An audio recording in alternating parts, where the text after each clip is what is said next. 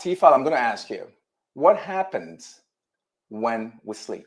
Wow. Thank you so much for that Hmm. question. And thank you, Ellis, for putting that up. So when our teens are a little moody, it's because they're not getting enough Yeah, sleep. yeah. And 1 in 3 is a lot. Hmm. So one of the things that we now know from science is that sleep is not optional. It's not a luxury. It is a vital part of our health and contributes to a lot of chronic diseases, like you mentioned. A lot of us, when we plan our day, kind of put sleep on the back burner. Some of Yeah. us wear, oh, I only need 3 hours of sleep as a badge of honor. We know that sleep is not a benign process. It's actually a very active process in our brain.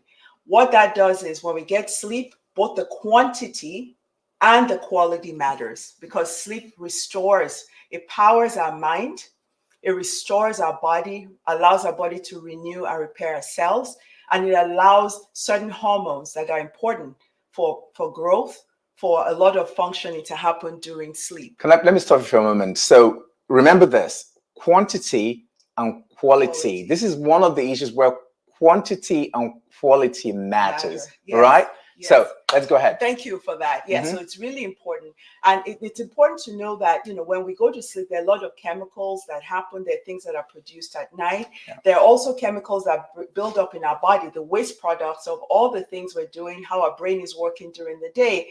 And when that reaches a level, our body says it's time to go to bed. Yeah. With the nighttime, with things like that. And then if we stimulate ourselves too much, we don't get enough sleep. There are phases of sleep that happen. There's a drowsy phase. Then you go into light sleep where you can usually start to, your blood pressure starts to go down a little bit, your body temperature goes down, and then you move into deep sleep, right? That's a phase 3. And during that time, your muscles are relaxed, your heart rate goes down. That is when your body starts to repair and renew. Your immune system is working and building up your immunity.